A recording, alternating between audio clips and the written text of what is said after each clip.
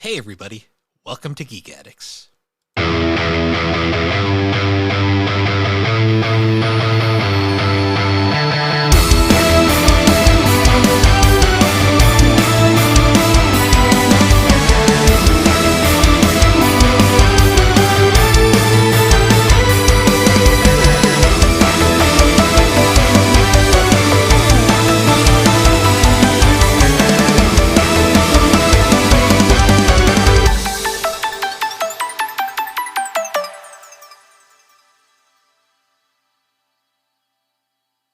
Oh, we forgot to say who's doing the episode.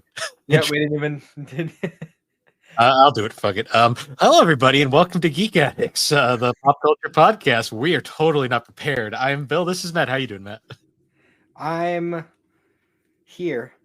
Yep. It's like we're completely a mess because we just did a podcast right before this one or something. I don't know. Anyways, Spanish the Shadow Realm or something. Oh yeah. It's weird. It's weird how like a children's card game and things didn't happen that I thought were gonna. You know, fun stuff. Oh yeah. Kaiba's a bitch. Anyways. As always. Yeah, it's been a week. Glad it's over. That's all I can say. Yeah, no kidding. I'm looking forward to a little bit of fucking time to just relax tomorrow because, well, my mom was supposed to take Francis last weekend, but my mom got the flu. Yeah. So yeah, that wasn't happening. That's the worst. Yeah. I mean, I'm glad I didn't get sick. I actually have a pretty good immune system, so the few times I get colds, I mean, they're usually pretty minor, but I'm also in my 30s now, so even a minor cold will stick around for a bit. Only Alex isn't in her 30s yet for the GNC crew. So yeah, how has your week been going, Bill? Slow. Very slow. Didn't really get much accomplished this week other than I read some manga for a certain thing we might be talking about in a bit. Watched a bit of anime. I'm mostly I mean, obviously I'm watching Attack on Titan. If you'd like to hear what my thoughts on it are, there's a GNC episode we did at the time of this comes out. It will probably already be out, but we talked about the Ghost Stories anime, but I gave my Attack on Titan thoughts there. Up through season 2, at least. Up through season 2. I have interesting opinions. Certain scenes that were supposed to be dark, I found funny. You know, good stuff. Yeah, well, that's just what happens when you're a jaded old man. Well, it's after watching Jujutsu Kaisen, where I actually was upset when most of those characters died in Attack on Titan. It's like I didn't even know you long enough to care. That's fair. I mean, that's kind of like the thing though. And at the beginning, is it's kind of showing just like how bleak the situation is. Like none of those characters are really supposed to be.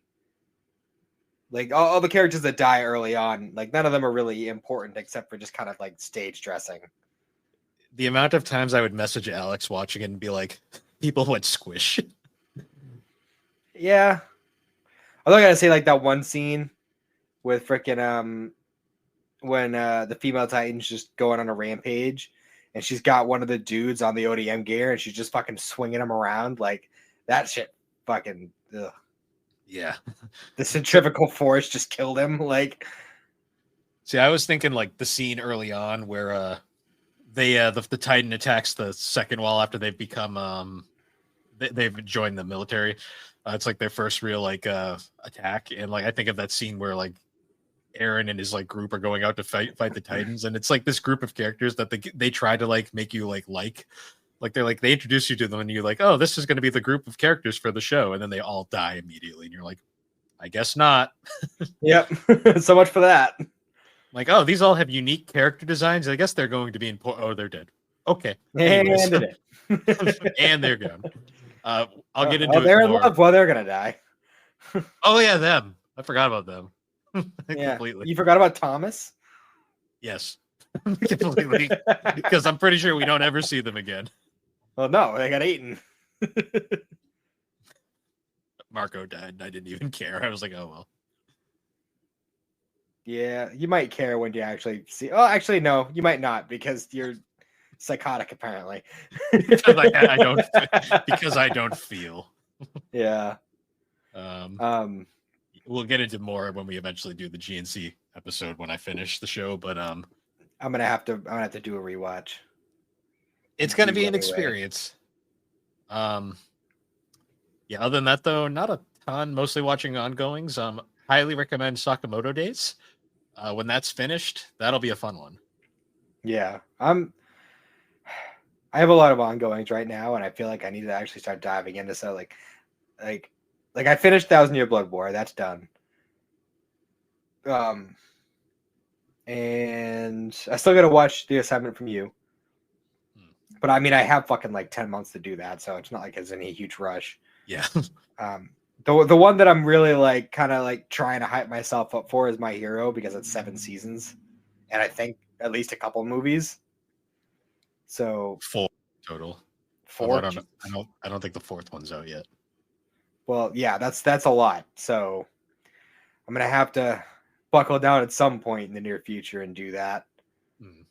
But I rewatched season 1 of Solo Leveling so that I could watch the new stuff.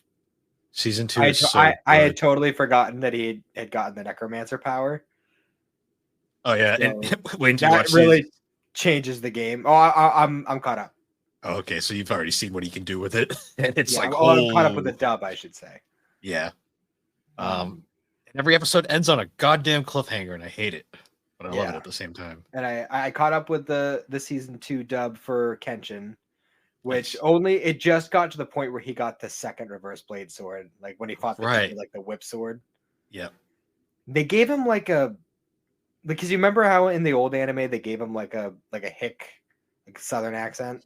Yeah. In this one they gave him like a ghetto accent, and I don't know how I feel about it.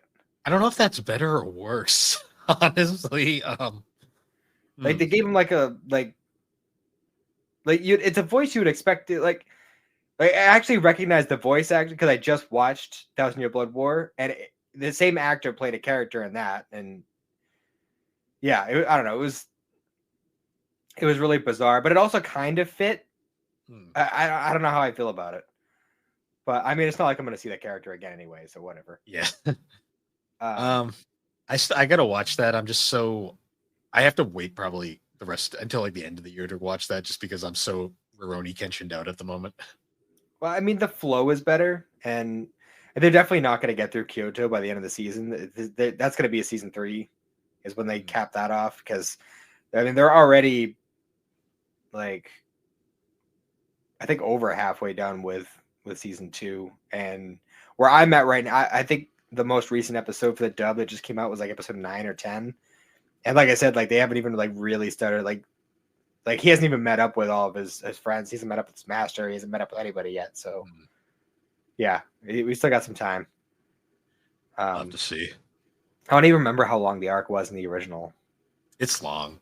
I know it's long, but I mean, it's basically the entire second season. Yeah. But I've been enjoying that. Trying to think what else I'm catching. Oh, Dr. Stone. I've been really enjoying that because they made it to America, and stuff happens. I've been watching the new season of My Happy Marriage. It goes places I wasn't expecting. Yeah, that's another one I'm gonna have to rewatch the first season before I jump into it, because that was literally the first show I watched last year. Yeah, in January. So it's been a bit, and with these 12ers like that and Solo Leveling, it's like I watch it in a day and then I don't think about it for a year. So yeah, I'm gonna have to do that with like Kaiju number 8 when that season 2 starts, because that's not till like the end of the year. Same. Yeah, because My Happy Marriage has the first season. There's that OVA, the episode 13, and then season 2. Did you hear Dan season 2 is supposed to be coming out this summer? That is like the fastest turnover for another season I've ever seen in an anime. Is it weird that like I just like I'm starting to think that show's just not for me, because like I'm like not really hyped to watch it at all. I feel like it was super overhyped. Like I don't dislike it, and I'm definitely going to continue watching it, but like it doesn't. I don't know. It just doesn't have the vibe I'm really looking for. Like I it's funny at parts, and the animation's good in parts, but like yeah. I it's just just something about it. It just has a vibe to it that just doesn't click. I don't know. It's like I feel bad because like our friend Chris from a novel console, he hyped it up like crazy, and then I watched it and I was like, I was like, I don't know. It's not. I don't think it's for me. Yeah. I mean, like I said, I don't think it's bad. I just think it's one of those situations where it got super overhyped, Hmm. and when a show gets overhyped, like, and it's honestly something that I've been really worried about with you with Attack on Titan, because a lot of people have been hyping it up for you for like a long time. That's partially why it's taken me so long to watch it because the hype's been too big, and I've been kind of like, yeah. But I mean, you'll understand when you get further in. It's not even like, oh, this show is like with Dawn to Dawn, like everyone's just like, oh, like this is just an amazing show. It's the best thing that's ever happened. But like Attack on Titan is just a well written show, and you'll see what I mean when you get further along. Yeah, I mean, I got through 2 seasons in a weekend, so Yeah. Well, I mean, you won't start really getting any answers until towards the end of season 3. I wasn't expecting them honestly because I just all the show does is it give you more questions. Oh, you will get answers, sir. You will get answers. I'm sure I will. Just trying to figure out that fucking animal titan that was running around talking. Oh, the Beast Titan? Yeah, like what the fuck? Oh, Like, you will have answers, sir. You will have answers. I'm sure I will. Yeah. But yeah, other than that, Apothecary Diary season 2 has been good so far. Why is that show so good? I don't understand. I don't either, honestly. I'm caught up on that too, and I've been having so much fun with it. You know what I think it is? I think a lot of it has to do with the fact that the main character Mao Mao is just he's so different and so likable, like in every way. I feel like she's like the most real anime character I've ever seen, because she's just like, I really don't give a fuck. I'm just skating by because I'm just gonna try and fly under the radar, and I'm still gonna do what I think I should do, but like I'm not gonna go like super out of my way to make a name for myself. It's just kind of happens to her. She's like her entire goal is to be as unremarkable as possible, and she's like literally the most remarkable person there. Mm-hmm. Then my favorite line, she's like, "This is poison," and she's so happy about it. Yeah, she's like fucking on the cusp of a climax. She's like, "This is poison." And she's like, "Vomit, like vomit now." Like shoving the shit down her throat. She's like, "No, it's fine." And he's like, "No, get it out." Oh god. I'm trying to think if there's anything else I've been doing the ongoings for. I did start I started Devilman Crybaby. I don't know how I feel about it. I've heard not nothing. crazy about it. I've heard nothing but bad things about that show. Really? Because I've heard good things about it, and that's why I wanted. And I thought it was only 10 episodes. I was like, oh, I'll give it a try. I watched 2 episodes, and it's like, I don't know. Yeah, that one's I don't never. know about it. It just doesn't appeal to me. I mean, you know me though. I like my slice of life, so yeah. I don't know. That one might end up being a dropped anime. If I'm being totally honest. Yeah, and I generally don't drop anime, but yeah, I mean, same. I mean, I don't count Bleach as a drop. That's just a failed attempt. Yeah, that's fair. So on the video game front, I've been playing around with my new little handheld thing, and learning more about like what it can do. Well, first of all, it has an HDMI port, and I learned that I could just connect my PS5 controller to it. Oh, so and it can play like up to like PS1, PSP, like everything from that point and as far back as you can go. And apparently it technically has the capability to run N64, but I don't think it has enough power to do it. N64 is a little tough, like because the N64 is a weird beast of a system. I might try to get a ROM for like a game for it just to see how it runs. See if it can run Mario 64. If it can't run Mario 64, you're probably not gonna get very far.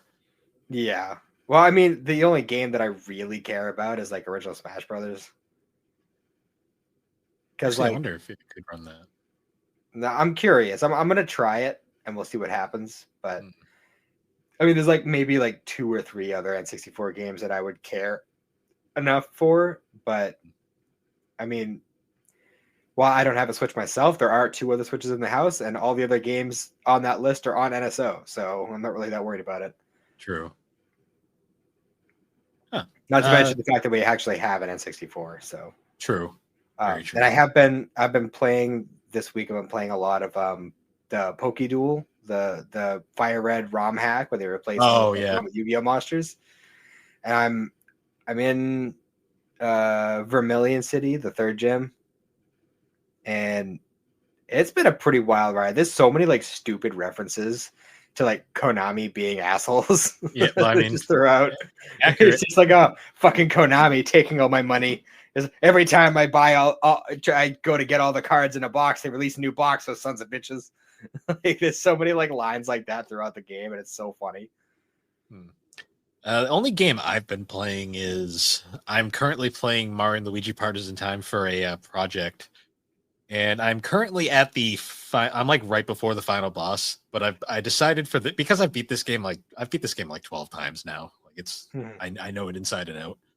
I decided for this playthrough I'm gonna actually like I'm gonna break the game. I'm gonna like min max and stuff and like just go out of my way to like be OP as fuck. Yeah. So I have like the most broken badges in the game now. So now I literally just have to finish doing some grinding and then I'm gonna just annihilate the final bosses and then move on. I meant to ask you what was your favorite Tales game? Abyss. And that came out for PS2. okay. Also on Is it- 3DS. Okay, shit. So the couple of the only ones that I won't be able to. I mean, I don't know if there's a physical or how much it goes for 3DS, but It's actually gone down. It was up there. I think it's like around retail price nowadays. oh, that's not too bad. Let me check. There's actually rumors about a re-release, which I don't want to get my hopes up because I'm just ready for Bamco to fucking hurt me again. But That's about right. I was only asking because I've been looking for good games to put on the thing, and I noticed that there were a fair amount of Tales games for older systems. see, those don't play anything like the Symphonia Tales of the Abyss ones. Mm-hmm.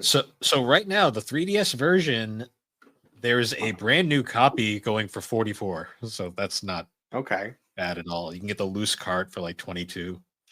Oh, you know what else I realized? So yeah? you know that that DS chip that I've mentioned numerous times. Mhm. Well, the games aren't actually on the chip. There's a micro SD card in the chip. Yeah, that's how they do it. Yeah. So I could just I could just get more games. I'll just get a bigger size micro SD card, transfer everything over, and then I could just put like every DS game ever on it. Theoretically, yeah. I don't know how the OSs for those things work, but theoretically, you'd think. I mean, I did that because I wanted, what the hell was it called? Jump Superstars and Jump Ultimate Stars. Mhm. Because I always wanted to play those games, but they were never like officially released here.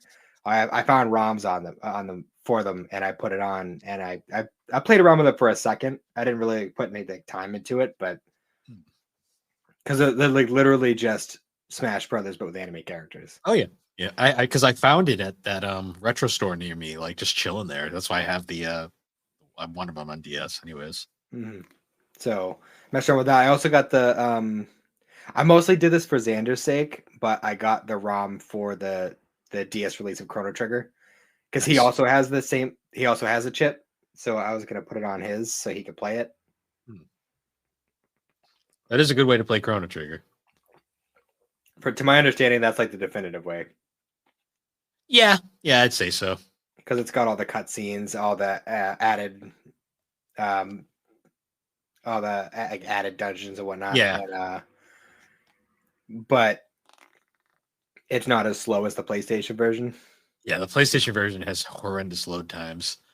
The Super Nintendo has a charm to it. Like it has it sounds the best. The translation isn't perfect, but it's got a charm, like a kind of unique charm to it as well. I have that one on my Ambernick too, but I mean, I still have my New Game Plus going on the Vita, so if I play it, I'm probably still just gonna play that one. Yeah. But still, I like knowing that I have it. Oh yeah, no, that makes sense. Um. So yeah, do you think it's time we get into Daima time? Yeah. All right, let's do Daima time. Need our background music. I think that's the music we settled on. If it's not, oh well. Whatever. So we're at episode 5 of Daima. Pansy. Yes, Pansy. We've got the crew now. Yeah, we got our pretty much our group for the time being until the other folks join up with them. Stuff's finally happening. Yes. So we left off like right when like Pansy kind of like took off the mask and revealed herself. And so well, first of all, how do you feel about Pansy so far as a character? She's very Dragon Ball. Like she's got that vibe. Like she fits in with this core group. I'd say she's like the Bulma, I guess, of this group right now. Before Bulma eventually shows up. Well, that's definitely what they're going for. And actually, you know what? There's a lot of context here, like because like how far technology advances in Super. And now that I'm thinking about it, like maybe a lot of it is because she steals a bunch of stuff from the demon realm from Pansy, and like it, like puts that into like Earth technology. Maybe because we still don't really know how, if these connect. Like, I can't say anything. Okay, so there's. But something happened in the most recent episode. If I'm being honest, it's probably going to get spoiled for you because I can't see how this isn't going to end up in your feed somehow. Amazingly, I haven't had a lot of Dragon Ball stuff in my feed in a while, so. This is one of those things where if you look up anime in any way, shape, or form, it's probably going to pop up because this is kind of like a huge thing that happened in this last episode. Yeah. I mean, I'll continue. I won't say anything just in case you were lucky and it slides by, but I would be shocked if it didn't get spoiled for you before the dub came out for it. Yeah, we'll see. I mean, I've managed to avoid spoilers so far. I get spoiled in fucking Formula One subreddits. I mean, let's be real here. Yeah. So, well, we got this whole like exchange between Goku and Pansy, where Pansy's like, "How can you do all these crazy things?" He's like, "What do you mean? It's training." She's like, "What the fuck is training?" Like, what do you mean? What is training? Like, people don't know what training is. We had another. Also, class. Pansy's 82 years old. Yeah. Yep. That was a thing. Which gets hilariously referenced later when Goku gets the daughter of this one of these demons down there. He gets offered one of his daughters as a bride, and Goku's like, "Well, I'm already married because I have to remember Chi-Chi when I'm obligated to." Well, it was Pansy. It was Pansy's. Oh, right, yeah. That's right. That's what it was. Yeah. And Goku's like, "Well, I'm already married," and it's like, he's married and I have kids. Like, yeah. When Goku only remembers Chi-Chi when it's relevant. That's how I always see it. Which I'm just saying, he wasn't saying that shit when it was Princess Snake. Yeah, I forgot about that too. That did happen. Yeah. But anywho, so we get this whole bit where like, was it that one scene with like all the soldier guys who were just like, "We're gonna go after that kid with the impossible haircut and the red stick." Yeah. Just being self-aware now. Yeah. So we just kind of get like a little like clip show of just kind of showing like all the different locales that they're traveling through. And we get a name for the Supreme Kai race. We did. They are Glins. Glyn. I remember I heard that name and I was like, I just kind of didn't know what to think. I was kind of like, I don't know if I like that or not. I mean, I feel like it fits. with like the vibe that race gives off. Hmm. At least the Universe 7 ones. Some of the ones from the other universes, maybe not. But Well, anytime I heard Glenn, I just immediately thought Glenn. I'm like, it's Glenn. Damn it. well, it's Glind. Glind. Yeah. Also, we get more of Goku saying Glorio's name wrong. Yeah. And he's still Which actually, even like later on, like somebody else, I think, calls him a different name. It's Glorio. I love Aaron Discmuse. Just like he's annoyed, but he doesn't have enough fucks to give to be really annoyed. Mm-hmm. Like it's mildly irritating, but not enough for him to give a shit.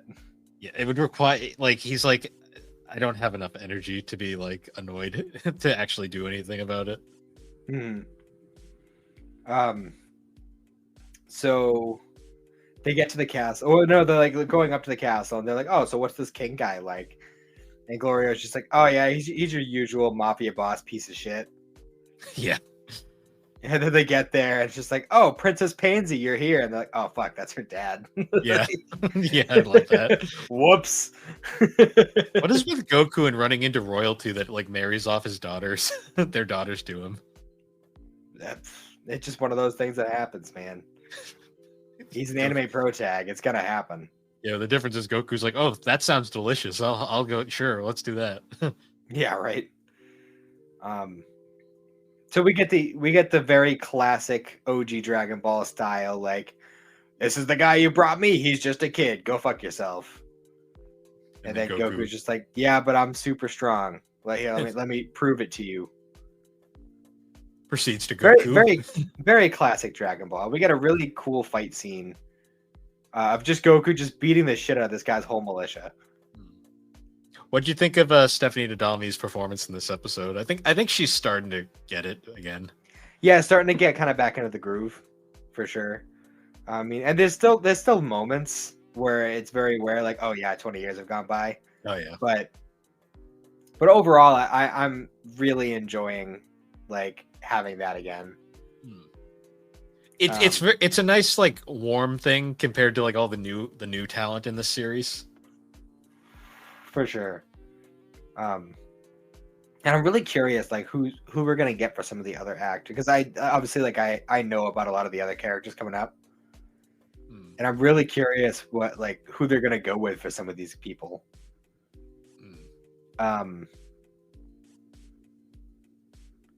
Oh, what was that one scene? Wasn't there a scene at one point where it was like some random like demon wet nurse that was like singing or like telling like reading a bedtime story to baby Dende? Yeah. And what's his name comes up out like the king guy? I forget his name. He comes up out of nowhere and he's just like, if you tell him stories like that, you'll stunt his growth. You got to put some feeling into it. Yeah. It's just super random. Like, yeah, I'm like looking through some of the voice actors for this series, and it still amazes me how like legit, other than like Aaron Discmue and Stephanie Nadami, like none of them I know. That's like a lot of new talent in this. Well, it's a great opportunity for them to do that, and voice acting has come so far since like the early 2000s. Because Pansy's voiced by Veronica Laux, I think, or Luax. And she has also done. Oh, she's a character in Apothecary Diaries. Oh, neat. I don't know if we've encountered that character yet, so we'll wait and see. Well, I have to imagine we have. It looks like a character from season 2. I just can't remember who. Yeah, maybe she hasn't. Maybe it's the new consort. No. It looks like one of the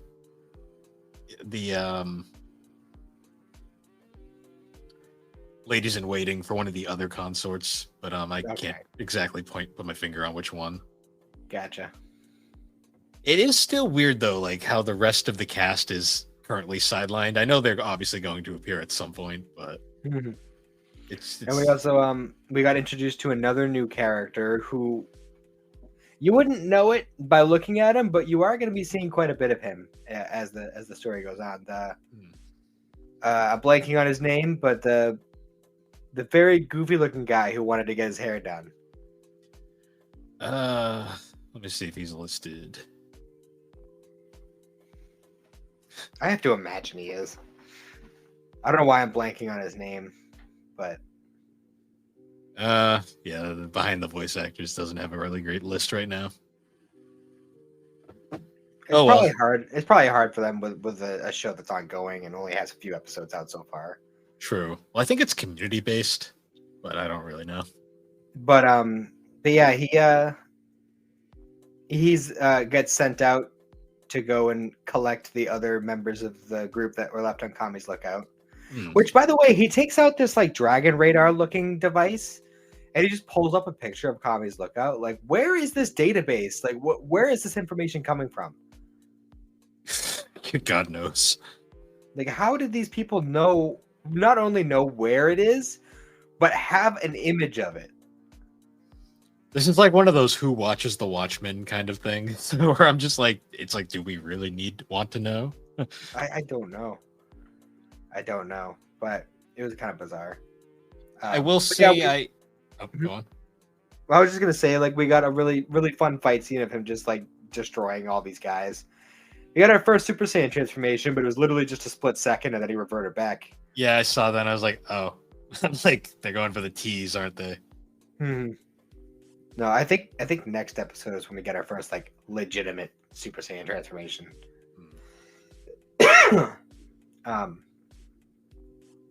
But yeah, and that's pretty much it. They give them a new ship, and Pansy's like, "Well, I'm going too," and that's pretty much it. It was like, I'm in the title, but the intro, I need to be here. Yep. But all in all, it was a good episode. I enjoyed it a lot. It was Stuff's happening. Kept things moving along. We got some more adventure, which is always good. I'm a big fan of adventure. So we got classic dumb Goku. I will say this is definitely going to be a show that's going to be better when it's fully released, to just go from beginning to end. For sure. Like, this is a perfect show for marathon mode. Yeah. Well, I mean, Dragon Ball in general has kind of always been that way. That's why that's always been a feature on the DVDs and Blu-rays. Oh, it's been a godsend with Attack on Titan. I will say that. Oh, I'm sure. But those intros are so good. Yeah, but I've heard it once. I don't have to listen to it every time. Man. Sasageyo, though, Bill. That's a good song. I didn't realize the original iconic intro only plays for like 12 episodes, and then they immediately like, yeah. Oh, yeah. But there's like, it's the same group that does the like pretty much every opening except for like one of them. So like they pay homage to that in pretty much every opening, except I think for the season 4 part 2. Gotcha. But yeah, Daima has been it's finally getting somewhere. That's good. Next episode is going to be a fun one. I'm looking forward to that. I'm not sure if I'll watch it after this because I don't know if I'll be awake by the time we're done, but yeah, because you have another prior engagement after this as well. Yeah, I do. I've got a long night. But yeah, so Daima coming along. Solid episode. Stuff happened. That's all I want. But yeah, so moving on from Daima, we're doing another manga continuation of our manga series. This time returning to the world of Yu-Gi-Oh! Card games. Indeed. This time we're covering the Duelist Kingdom arc of the Yu-Gi-Oh! Manga. And boy, it's weird how it is both very accurate and very different from the anime in certain places. Yeah, for sure. Like there are some points where it's almost beat for beat the same as the anime, but then it takes a complete left turn and like it'll go into like it's the same part, but it's handled very differently. And you know what? I don't know if you had the same kind of like realization as you were watching it, but obviously there's like the dumb things like, oh, I'm gonna break the flotation ring or fucking whatever. Yeah, that still happens, and I was like that kind of shit still happens. But aside from that kind of random bullshit, I actually kind of understand how the rules work in this arc. for the Yeah, because game. they still kind of follow the whole just play whatever rules because they didn't really establish the proper rules yet. But like the rules that they had in place for this tournament arc, like actually like made sense in my head as I was reading it as opposed to watching it. Hmm. And I think part of that might just be because things flow much quicker. Like we don't have Yeah, like fucking like 4 episodes on one duel. It's like a couple of chapters and the duel's over. yeah. Unless it's like a big one, obviously. But I also found it really interesting that the whole like duelist hologram like stadiums don't exist in this universe. They're just tables and chairs everywhere. yeah. See, I couldn't remember how it went. Like in my mind, I was like, oh, okay, so it's all like the little tables, but then like the finals are gonna be a big stadium. No, Oh yeah, there and was then no big they stadium. but they tease you because they show that the duel with Yeah. Kaiba and Pegasus. I'm like, oh, yep, here it is, and it's like nope table. And I'm just like, It's like, oh, nope, there's a table in the middle. God damn like the it. only actual accurate part was the dual disc, which is they actually make a point of referencing that the dual disc is very advanced. Like, And they like made a point about, oh, the rules are different when you use the dual disc, hmm. which I thought was interesting. They actually explained like the differences between the rules, how you can attack like cards in their hand too. Yeah, yeah, they dropped that after a while. I thought it was an interesting way to play though. Like Hmm. honestly, like I'm surprised these aren't like homebrew rules It for must have Yu-Gi-Oh. been. It honestly was probably just because of animation and drawing reasons, but like I kind of wish that dual disc was the one that they stuck with. But they wouldn't be able to sell that one. I know that's the only downside. Would have been fun though. How are you That gonna would have make been a toy out of that one? a fucking disaster waiting to happen. If you thought Beyblades were bad, Yeah, just right. Fucking huck that at somebody's face. imagine kids just winging these fucking spinning dual things, and then the cards would fly everywhere because they wouldn't be able to seed it properly. Should I throw it like a frisbee or roll it like a ball? I hate that he doesn't say that line in the manga. He says the frisbee part. He doesn't say the roll it like a ball line. Yeah, right. Also, I have to say, the art is so good. Oh yeah, like the anime really doesn't do the art justice. No, everyone's so fucking sharp in the anime. In this one, they're soft. Like there's actual Yeah, it definitely emotion. like is definitely more angular than the previous section of the manga, but I don't know. It's just so realistic's a bad word. It's Yu-Gi-Oh. I'm gonna also just a preface. I'm gonna use the American names because I can never remember the goddamn Japanese names. Even though once again we get a character calling Jonochi Joey. Yep. So it makes sense why that's the name they went for in the English dub, because they even make it a whole thing. Because it makes sense because Bandit Keith keeps calling him Joey, and Bandit Keith is American. You know what I just realized? I didn't even notice that until you said it, and it just hit me. I was like, wait a minute. You had the same thing happen in the last arc when his D&D character was Joey. Yeah. I'm just so brained for it where I'm like, I don't even think about it. Yeah. Speaking of the expressive like art and like actual characters feeling like characters, this is my favorite version of Mai.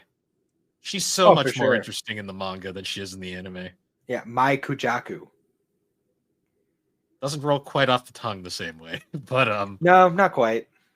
She is so much more like the actual scene when Yugi. We're gonna be jumping around, obviously, but yeah, the scene where Yugi defeats her, like that is one of the most emotional scenes. Like I actually felt genuine emotions reading that. Like, I was like, yeah, just because the way he draws it, it's like he actually shows her as a human being, not just this robot like she was in the anime. No, she's showing a lot more boob though in this. Yeah, like she doesn't wear the jacket for like half the tournament. Yeah, so she's literally just wearing a corset and like it's just nothing but cleavage. Ironically, though, this section was a lot less horny than the first half. Even though she like pretty much told Rex that she would bang him if he beat her in a card game. Yeah, that was like the most explicit, and even then, it's pretty tame. In all honesty, yeah, for especially sure. Especially when you realize she had no intention of losing that. I'm sorry, I misspoke. I meant to say Dinosaur Ryuzaki. I both like and hate that name. Yeah. And then Insector. Insector Higa. doesn't roll off the tongue the same way as Weevil Underwood. No. But at the same time, I kind of love it. Also, radio grandpa, like what's going Oh on yeah, there? it turns out he's not trapped in a card. He's stuck in the videotape, so they brought a camcorder so they could talk Yeah, to him. yeah. I was like, oh, we get portable grandpa throughout this. This is both Yeah, it's great. stupider and It's just like it's like every now and then he just pulls it out like, oh shit, I forgot my grandpa's in my bag. Hey, what's up? yeah. I was like, wow, this like is somehow less emotional than the original. I Yeah, was like, right. it's weird how this section has so many really emotional moments thanks to the art, but then we got fucking TV grandpa and portable grandpa. Like, and I'm like, He's just like, I'm rooting for you, Yugi. and then when he gets free, his little ghost just flies up in the air, and He I'm just like, flies out of the camcorder. which is hilarious too, because they still put Kaiba and Mokuba in the cards, but no, we got portable grandpa, which Yep. was funny and both funny and stupid at the same time, especially because they forget about him a lot. But Yeah. There's like a lot of times where I'll forget about him and then they'll just pull it out and I'll be like, oh shit, here's grandpa. it also was a little weird. Like, speaking of the art making characters way more expressive, fucking Pegasus is super expressive in this goddamn arc. And very bloody at certain scenes. Well, yeah, because you actually see what really happened, not just Both when he got the eye and when he lost it. yeah, not just Bakura. Well, actually, no, we don't even see Bakura take the eye. We just see the aftermath. Yep.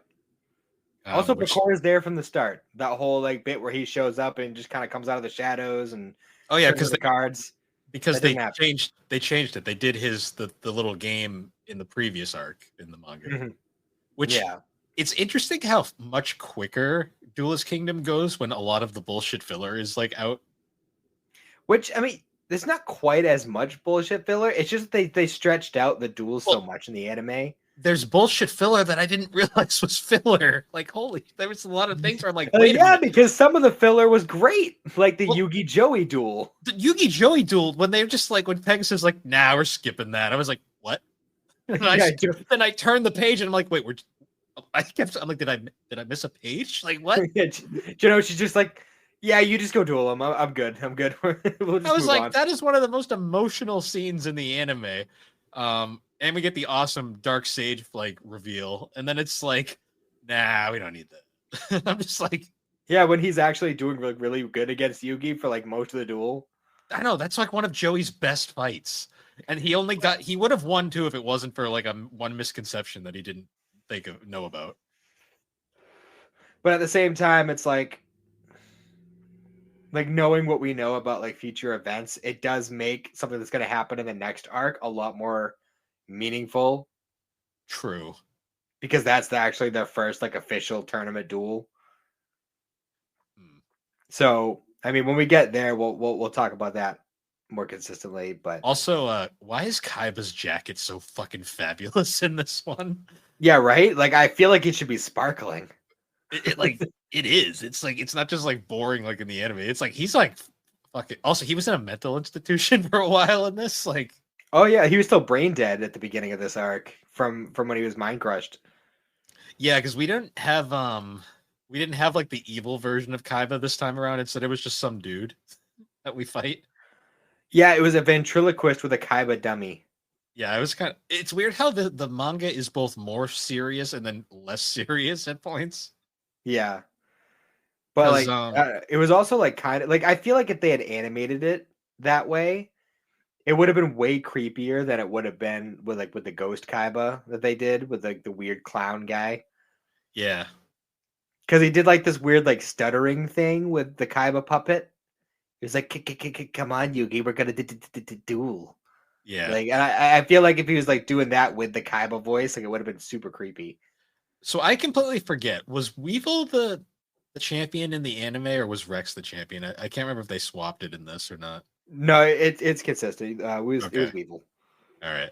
Or Insector Higa. Get it right. We don't get the Weevil underpants joke anymore. It's not as funny. Also, it's very clear from the very beginning that Higa and Ryuzaki are bad guys. Like right as soon as you get on the boat, they have that like. But at the same time, I feel like everybody kind of like looks like a bad guy at the beginning, like when they're first introduced in Yu-Gi-Oh. In Also, the manga, at least. Also, fucking TV grandpa was right there. He should have said, "Don't give him your cards, you dumbass. He's gonna throw No, it he off should the have said boat." don't. He should have said don't give him my cards, asshole. Yeah, Those are Grandpa's cards. yeah. Fuck it. That scene pisses me off in both because it's like, God damn it, Yugi. That's like the most powerful card on the island. Don't just throw it in the. Okay, fine. Yep, there it goes. He can't be that OP. He's already OP as it is. So I'm trying to think of like, are there any like main differences we want to talk about with any of the duels specifically? One notable one is the Yugi, not Yugi, the Joey Rex fight, dinosaur, whatever the fuck, I don't care. That one they cut out the entire Tristan arc where like he like they have their weird like fight emo moment, and then like he gets Tristan's card and they like use it in the fight. Like that's completely just not even relevant in this. I'm kind of happy about that though, if I'm being honest. No power of friendship. Oh yeah, the friendship is the friendship circle even in this. They didn't bring up was the friendship circle in the previous arc? I don't remember. It was, I believe. It was during the Death Tea stuff, which gets brought up a lot. Yeah, because like in the anime, they bring up the goddamn friendship like smile face thing like every fucking 3 minutes, but in this, it's like they didn't mention it once. Yeah, the smile thing actually has like context in the manga, but they don't bring it up the way they do constantly in the anime. Yeah, the anime, it's like it's like, I know you can't see the marker anymore, but our friendship circle's permanent. Yeah, it's ridiculous. Also another thing that they just completely they have the obviously Kaiba Yugi face off on the castle. Kaiba's a bitch moment. Which somehow that fight is way quicker in the manga than it is in the anime. Oh yeah. Well, I mean, all of them are really a lot quicker. Yeah. I think the Pegasus duel is the longest one, and even that wasn't even a full volume. Oh, that's abridged super compared to the I should say it's stretched out in the anime. Yeah. I think it was like 5 episodes. Yeah. I love about the Yuki Kaiba duel that they have there. I remember in the anime, it was like he got up on the edge there, and he was like, "Oh, if you attack me, then the shock waves from the attack might push me over the edge and kill me." And this one, he's just like, "No, if I lose, I'm jumping. Like I'm gonna kill myself. Like period." Like yeah, I know. I was like Kaiba, you were such a bitch. For real. I will say though, one thing I did like was they got rid of that dumb fucking. So obviously Yugi loses his star chips there, and he has to get Mai comes in with the sweet like save. They got rid of the stupid like Yugi just being a fucking vegetable for like 20 minutes while and then Taya has to go get them for him. They got rid of that because I never liked that in the anime. Nobody did. It's so boring because Taya doesn't do shit, and then Yugi just gets over it. Like in this, he's upset for like 3 minutes, and then they basically are like, "No, take the things," and he's like, "Okay, I'll take the things," and it's already. Yeah, they talk him out of it, and there's like, no, it's fine. You're fine. Don't worry about it. And Mai doesn't even like throw a bitch fit like she does in the anime. She's like, "Okay, he's good. Here's your chips. Yeah, now we're even." Well, on the subject of like Mai and the star chips and whatnot, there was the whole bit with I don't even remember what they called him in the manga, but they called him Panic in the anime. Oh yeah, the guys that steal the chips. The darkness guy with the castle, the flotation ring guy. So in the anime, when they had the big stadiums, he had like rigged like flamethrowers that they were shooting at him. In this, he literally just like tied like a wire around Yugi's neck. He's like, if I win and beat you, I'm just going to fucking strangle you. Yeah. Which is pretty wild. Manga's dark. Also, in the anime, they capture Mai and steal her star chips by like they confront her in the woods because she wanders off. In this, they go into her fucking tent. I was like, that's fucked. Like in so many levels. And it only happened too because like she had like kind of arranged like a meeting between Taya and Yugi or Anzu and Yugi. Because like she's like, no, you guys like each other. You guys should go and make it happen. And as soon as Anzu leaves, fucking what's his face just kind of like busts the tent down. It's just like, yeah, you're coming with me. Yeah. which is like that's not. I didn't like that. I will say I was like no no no no no. Hmm. Yeah, it's weird the subtle differences, but then you get the fights that are like almost note for note, like the twins. Yeah, the Paradox Brothers, whatever. I don't remember what they call them in the manga. Yeah, that entire scene is straight up note for note. Aside from we get actually see the evil spirit of the ring take over Bakura again. Like we get Yeah, a like bit we of actually see like the exact moment when like that happens. yeah, like because he starts like talking to him again. He's like because Bakura notably doesn't put the ring back on. He just kind of carries it around, And which I then I thought think was it was that. I think it was during that double duel where like they were like freaking out about like, oh, I don't know where to go. And then Bakura hears the voice of the spirit and he's like, hey, I could tell you where to go. You just got to put the ring on. We don't actually see him do it, but it's very heavily implied that that's when he puts it back on. hmm. Um, Also and the fight with the bones was pretty much the same. Like that whole section was mostly the same. oh no, they roughed Jinochi up a little bit there. Well, they can't show that in the anime because full of Yeah, kids. they literally picked him up. And he was like midstream, and they picked him up and pulled him away. Yeah, it's true. He's taking a piss in the woods, and they just picked him up midstream and walked away with him. That's ballsy. At least let him Yeah, right. finish. At least let him finish. Yeah, let him shake it off, bro. Like, come on. Um, yeah, but those were for most part the same. I like Bandit Keith in the manga more than the anime. The anime he's just kind of generic, and this one he feels like a villain. Yeah, he actually like kind of like get a little bit more background on him, like after he lost to Pegasus in America, and like how he just kind of like everything went downhill for him. He started drinking and doing drugs, and Oh yeah. Also, like the fact that like they do. It's weird how they establish in this that I guess this is American, Mhm. and I think it's implied that they're in America, right? Like an island off of America. yeah, because in the anime, which is weird because 4 Kids used to do this all the time. They don't even like bring it up. Like they make it very ambiguous because like it's implied Bandit Keith is American as well. Right? No, I think it's Ironically, I don't think it's ever outwardly stated that they're not already in America until Waking the Dragons when they go to yeah, America. yeah, uh, yeah. Is Waking the Dragons all filler? Or does that happen in the Yeah, manga? it's all filler. Okay, that's what I thought. Good, because I did not like that arc, and we don't have to cover it. Mhm. So the Yugi Mai fight is really good. I enjoyed that. I enjoyed that a lot, even though it is very abridged in the manga version. I mean, well, it's not even that it's a bridge; it's just that it's not stretched out. Like it's there for as much time as it needs to be, and pretty much almost as soon as Yugi kind of gets over his identity crisis, I guess, for lack of a better word, he pretty much instantly turns the tables and is like, "Yeah, I win." Well, it's funny too because he like turns in the manga he like turns the tables, and then like Mai has her brief hope spot, and then Yugi immediately just like, nope, you're done. The Yeah, genuine emotion though when she like forfeits the match is like, damn, like I actually like her as a character here.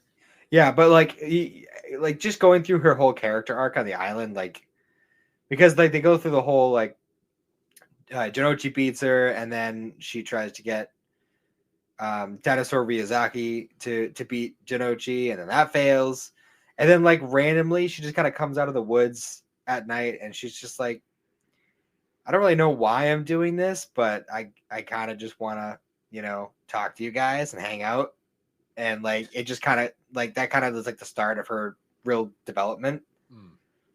Um, I don't know. It's just like the way that they handle it. It's such a subtle difference between the manga and the anime with her character arc, but it's enough where it does make a difference, and you feel it as you're reading it.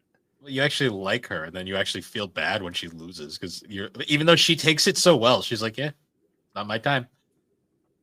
Also, she worked in a casino.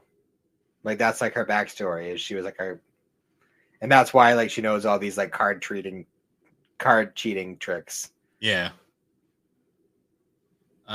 Also, I was I know it's a 4 Kids line, but I was very upset that we didn't get the great dinosaur when he's fighting dinosaur or whatever. Um, and he squishes baby dragon right away. He's like, you can't leave a baby unattended." Yeah. We didn't get that lovely line, but it was still fun. For real. I love that.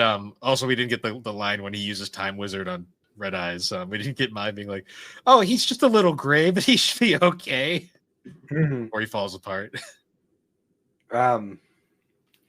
So the Jonochi and Bandit Keith duel, for the most part, is pretty beat for beat. He still steals the card, but he doesn't get called out for stealing it. He steals the card, but in this one, it doesn't even matter because we find out that card, Joey wasn't going to show that card anyways because it just goes right back to Yugi. Yeah, this is true. Yeah, because he didn't even end up dueling Yugi, so it's like he didn't really need. I mean, I guess it saves Yugi a duel, like because he would have had to duel Bandit Keith otherwise. But true. I will say though, Bandit Keith's a lot more serious in the manga because he doesn't do that stupid bullshit where he accidentally drops the Zoa card. He's like, "You didn't see that." Yeah, he just flat out plays it, and he's like, "Yeah," and they're like, "That's not a machine card. What could happen here?" But yeah, that whole duel goes by very quickly, and it does, which is interesting because it's pretty much beat for beat, but like without all the fucking in between bullshit, it just goes by like. It's the aftermath of that duel that's really different. Because he like kind of in the anime, he like literally leaps at Pegasus right then and there. And then gets I'm pretty sure they edited a gun out of his hand too. Oh yeah, because he's got a gun. He's got a gun in the fucking manga, all right. No, he has a knife in the manga. Knife. Oh yeah, Kaiba's got a fucking gun in this. Oh yeah, Kaiba's just swinging a Glock around the whole time. Yeah, like remember that one scene where he had fucking Croquet, like he's got his head jammed in his fucking suitcase. He's pointing a gun at him. Yeah, like, you bring Pegasus out now, motherfuckers. Like Kaiba's kind of a G in this arc. He's a G, but he's still a bitch. Like that fucking move in the Yugi fight. I will forever be pissed about that. Yeah. Well. Yeah. I mean, you fucking, you got to give him credit though, because this is like, ever since the whole Death Tea incident, because he was a real shit. He didn't give a fuck about Mokuba there, but now he cares. So. But now, like he's come to that realization that Mokuba is like what he really cares about, and he is willing to do whatever it takes. He's willing to put his life on the line to fucking do what he has to do for his brother. Like that's the real like yeah, Kaiba Corp, whatever. But like Mokuba is the reason he is there. So I mean, as much as I do think that's a bitch move, like I gotta give him some credit there because it's character growth. Yeah, the gun threw me off though. I was like, "Oh right, shit." Yeah, and I'm like, "Is he a high school student?" Yeah, because we kind of like skipped over it a little bit, but like there was the whole bit with the puppet guy, and in the anime, like Kaiba was already awake and doing shit, and he like hacked into the duel arena, and that's why the blue eyes just kind of died. But here, like Kaiba was brain dead, and it was his waking up from his like brain dead coma that made the blue eyes kind of. This is one of the rare occurrences where I like the anime version better because it made more sense for him to be hacking into it. Yeah. Also, I have to say though, like in the Kaiba Yugi fight, this one thing that's always bothered me is like when Kaiba plays the crush card with the Soggy the Dark Clown, Yugi was like, "I don't trust this, but I'm going to attack it anyways." I'm like, yeah. I'm like, you could have saved yourself so much of a headache here. True. Also, I do want to say I do love that the whole Kaiba stopping the hammer of the gun that's pointed at him by flicking a card in between the hammer and the chamber is still in the manga. I always loved that scene, and I still love it in the manga. And then he punches the dude out. He's like, "You made me damage a rare card, asshole." Yeah. It's just a stupid scene, but I love it. Also, the card he used that he was so mad about ruining, it actually kind of sucks. Does it? Yeah. So trying to think any of the other, like the Mako fight isn't much different. That's pretty much the same. The only difference with the Mako fight well, first of all, we get a little bit more like context about like how that strategy worked with the whole moon thing. Like it actually made more sense in the manga. But the main difference I noticed is that he told that whole story about his dad, which didn't happen in the anime. And it's weird because in the manga here, when he's telling the story about his dad, like he has the story by saying, yeah, and then my dad and I got home and everything was cool. But I thought the whole story was that his dad was lost at sea, and that's like part of his whole thing. So I don't know, but he doesn't tell that story until Battle City in the anime. So I'm like really curious when we get to that part in Battle City to see how that goes. Because the whole thing where I like, oh, the legendary fisherman reminds me of my dad, and that's why I use it and this and that. You know what I mean? So I don't know. I'm confused about that bit, but oh, and we also forgot. I was getting to this point and I got sidetracked, but the whole like aftermath of the Bandit Keith fight. So like in the anime, he like goes to jump Pegasus right then and there. Yeah, and he gets flushed down the metaphorical toilet. Yeah, like literally.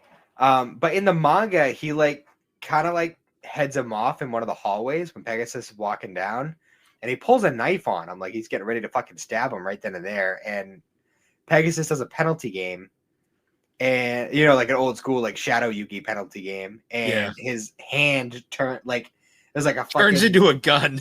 Like it's not even that it turns into a gun. It's like a gun is like bursting out of the skin like halfway. Like one of those like weird, like fucked up, like my flesh is like melded into this gun, and it shoots him in the head. Yeah, which leads me to wonder. Which I'm starting to wonder: is the Bandit Keith fight from Battle City still in the manga, or is that filler? I think it is, but like the penalty, like almost all the penalty games that we've seen Yugi do or Shadow Yugi attempt, whatever the fuck you want to call them, almost all of them were illusions. True. So I'm assuming that was just an illusion. Okay. All right. I'll keep that in mind when we get there. But yeah, that was different.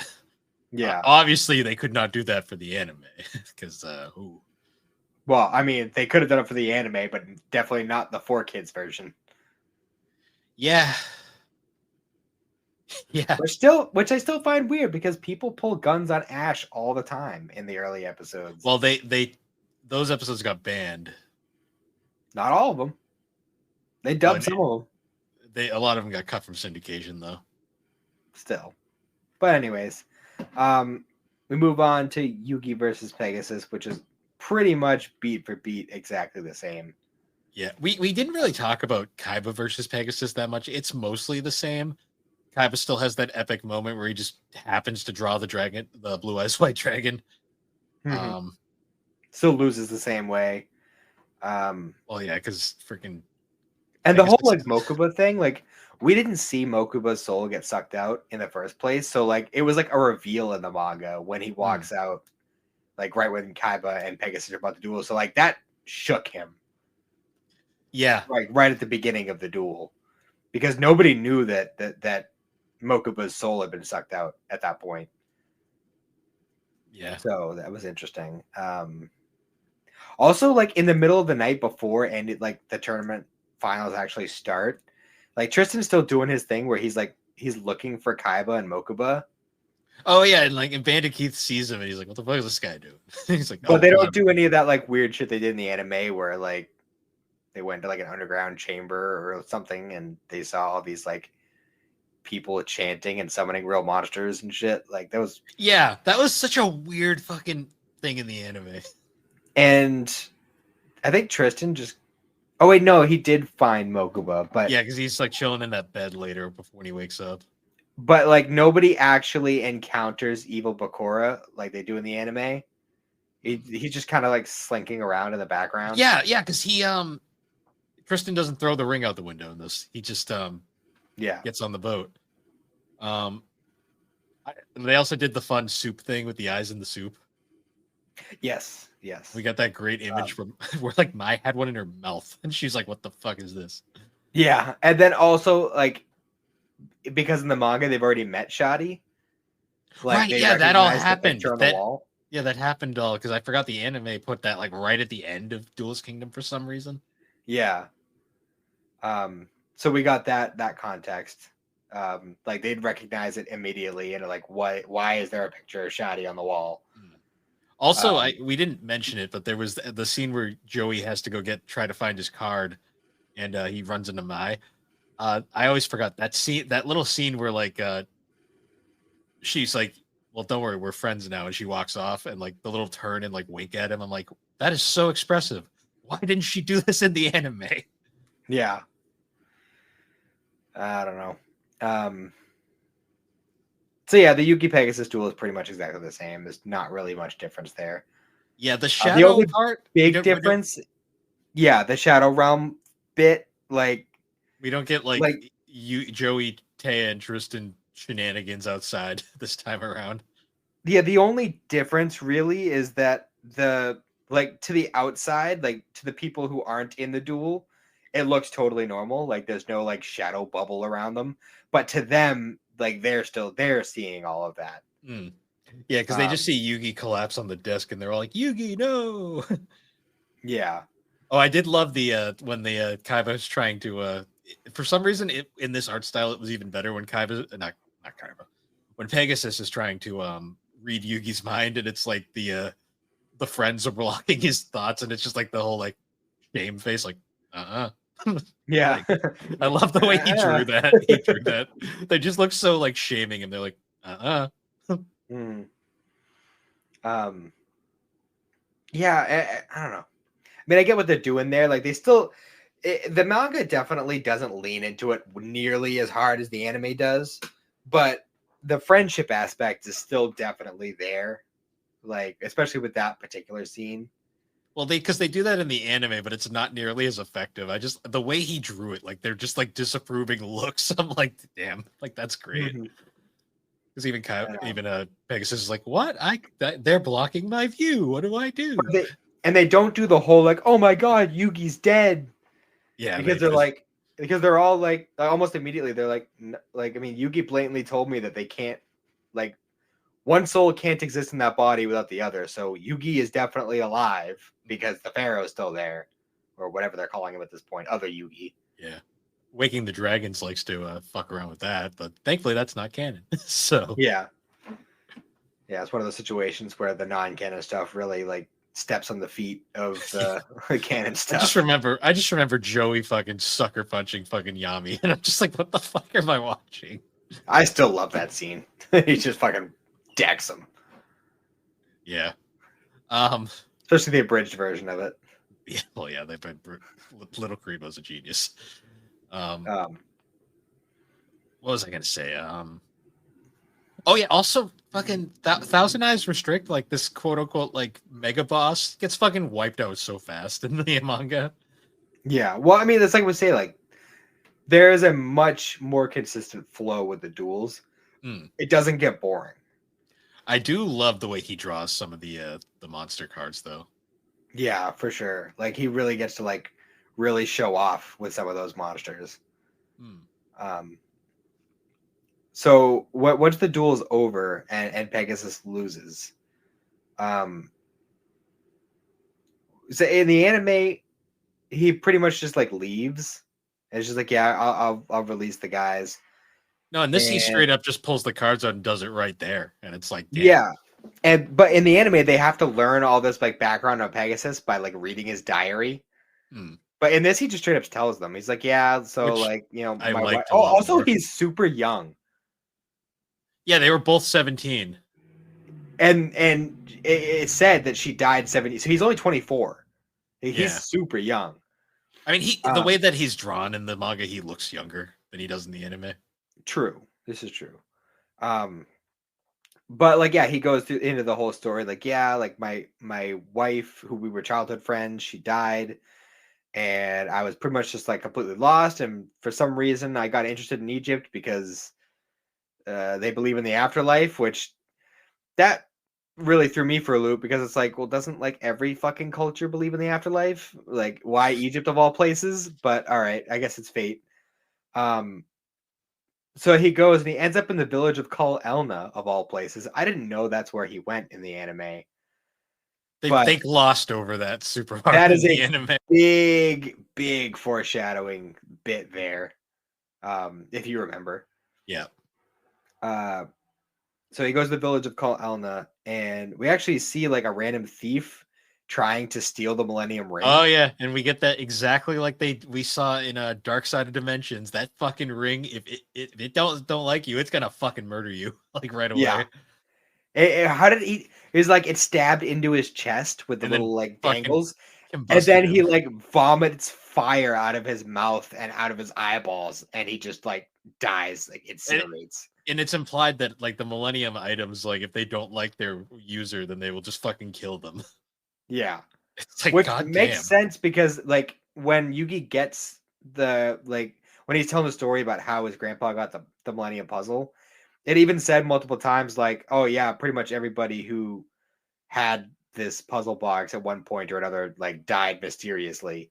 So I mean it tracks. Yeah. So like Pegasus is like starts telling the whole story and he's describing Shoddy and like Yugi's just like, oh, you met Shoddy. He's like, what? Shoddy? He never told me his name. You know him? Like Yeah. they have that moment like, oh shit, you know him? Like that was pretty funny. Pegasus is a lot more interesting in the manga. Yeah. Um, So yeah, he goes through the also, whole story about how he gets the eye and like how he like sees like kind of like gets that like glimpse into the world beyond and sees his wife, and that's what really like drives him to like that was the reason he wanted Kaiba Corp is so that he would have access to that technology and could yeah, like like combine the magic of the technology to kind of like recreate her. they say that yeah, like he was interested in the dual discs because they have they have the most advanced hologram technology on the planet. Mm-hmm. Which is crazy because he had one in his hand, but he made a joke about it, and which is interesting, just like the way they frame that. Yeah, but I mean, we both know that they advance much further onward, which makes you wonder why he wants Kaiba out of the picture so bad. Because Kaiba's the one developing a lot of this shit. Not important. Oh. But whatever. So yeah, he gets the eye, and then he's just like, yeah, and then I made dual monsters, Yeah, and now we're here. But it doesn't like say like it's weird because he in the anime he wanted the puzzle because he thought that would like more Millennium items would help him with this whole thing. He didn't mention the puzzle once. no, because I don't think the puzzle's really important to him. Like he's not interested in having the puzzle in any way, Well, shape, or because form. it's implied that he knows what happens when a Millennium item that doesn't jive with you comes in contact. He's like, I don't want that. Well, I think it's somewhat implied that if you're worthy of a Millennium item, you can possess any of them. Like once one True, of them gives you a pass, you're pretty much good.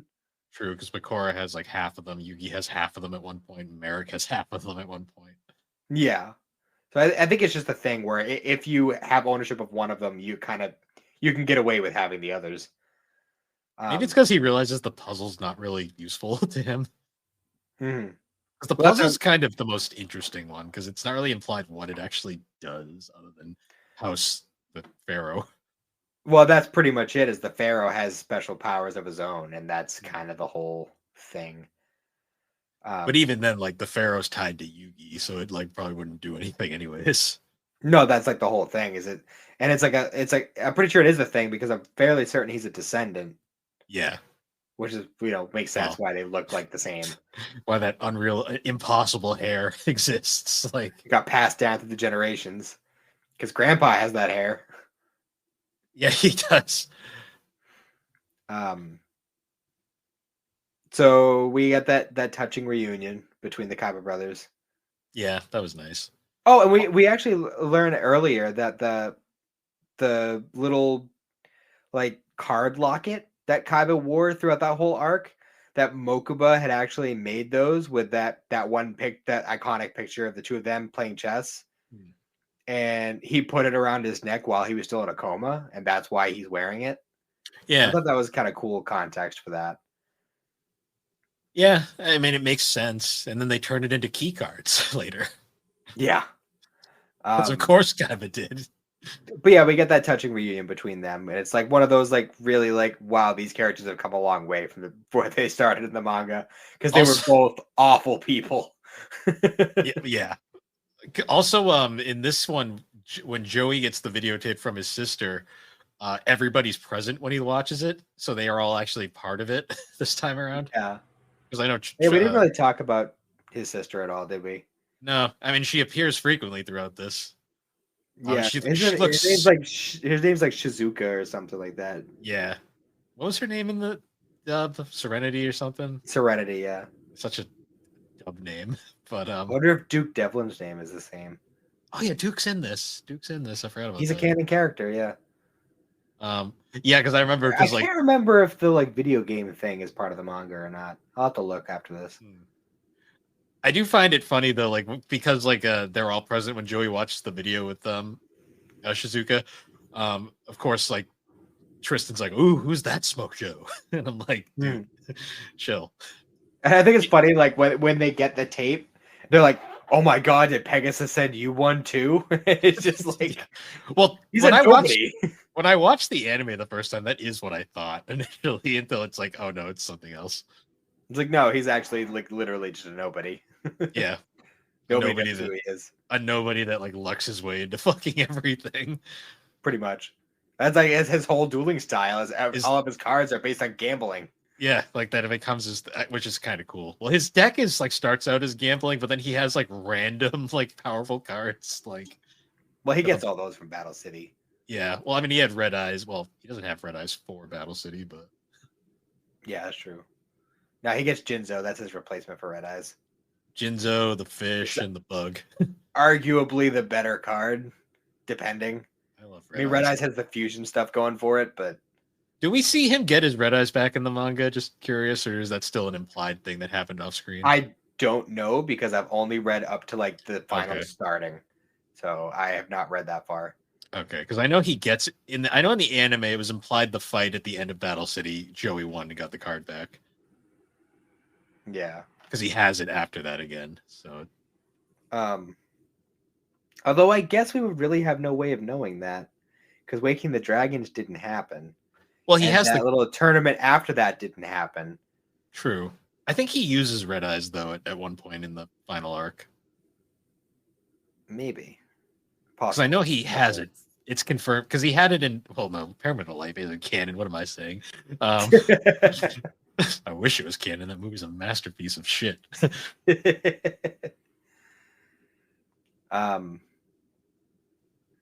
yeah, we get the little reunion, and then like they're like Mokuba turns around, is like, "Haha, we have a helicopter. There's no boats for you. You're stuck here." And then they walk away. And they get like halfway down the stairs, and Mokuba's just like, "Yo, let's give them a ride." Like, yeah. They kind of saved us. Maybe we should just give them a ride. Mokuba's like, conscience comes back, and he's like, I can't really be that much of a dick, can I? And then Mai's just on a cliff, like, fuck, there's no boats. Like, why is there no boats left? Like, why didn't they think of that? Yeah, why did they leave? Yeah, I just realized that. How did Mai get home? All the winners get screwed. All the losers got sent home on rowboats. Where'd the ship go? Not important. Well, anyways. Yeah, that is. Also, the Joey they show Yugi get the money and everything, and it's in an envelope. I was like, wow, it's so corporate. Because at the beginning of the finals, he pulled out a chest full of gold, and then at the end, it's like, here's an envelope full of money. Go away. All a prop. That was actually plastic. Fake Millennium Eyes. Oh, also, yeah, that's another thing. Bakura gives Pegasus a fake Millennium Eye as a consolation. I was like, that's fucked. Yeah, he gives him one of the eyes from the soup. Yeah, because we get that one scene of just Pegasus just like fucking like pretty much dead in his chair with just blood all down his face, all down his front because Bakura stole his eye. Do we see Pegasus again? I don't think so. Huh. So it's implied he's dead. I don't know if I like that more or not. Because I honestly like Pegasus as a character. Actually, that makes it more tragic because I like him as a character in the manga. Yeah, because, I mean, at least in the anime, he doesn't show up again until, well, Pyramid of Light and Waking the Dragons. And then, like, you get, like, a little smidgen of him, like, at the very end of the show like when Yugi and the Pharaoh are getting ready to have their duel after the whole Egypt stuff. So I don't think we're gonna see him again. Maybe Reshef of Destruction is the true canon. Well, you know what? We'll get more information about that when we meet Duke Devlin, because his whole beef with Yugi was because he beat Pegasus, and Pegasus is about to give him his big break. Right. Also, is the virtual world filler? I don't remember. Well, not the virtual. There's 2 fucking virtual worlds. The video game version, yeah. I don't remember. Okay, because I both love and hate that arc because it's ridiculous. But I know Dungeon Dice Monsters definitely happens. I don't remember if the video game thing does. Okay, good to know. I'll have to look into that when I get home. But yeah, overall though, I really liked this the manga version of this. I mean, I got annoyed that certain things got cut out that I thought were canon, but True. Yeah, there's 1 or 2 things that I did like in the anime more, but the vast majority of it, I like the manga version better. The character, just expressive characters, are the chef's kiss. Like I'll say it again, so much more expressive and interesting in the manga.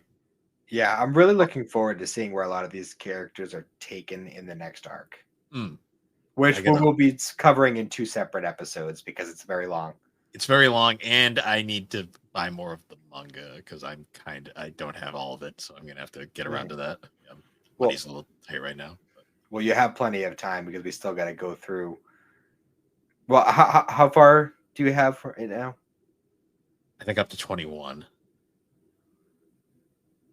So I'm gonna. I mean, you might need 1 more for the next arc or for the next section that we'll be covering, but I mean, aside from that, like we got 2 whole cycles before we get to the point where you really need to like get a decent amount more. So okay, fair enough. But yeah. So I enjoyed that. Yeah, for sure, and I am looking forward to getting to some more of it because I don't remember a ton because it's been a while since I read the Yu-Gi-Oh manga in general. But especially the Battle City stuff, which I never even finished. So I'm looking forward to seeing how some of that plays out. Oh yeah, I'm looking forward to it. I'm actually like really kind of hyped going forward. It's been a fun read. The art alone is just so unique. Like it has a look to it. For sure. Like this is one of those things like the Pokemon manga. It's one of those things where like you wouldn't think it would be like enough of like an entertaining read to keep you interested, but it really is.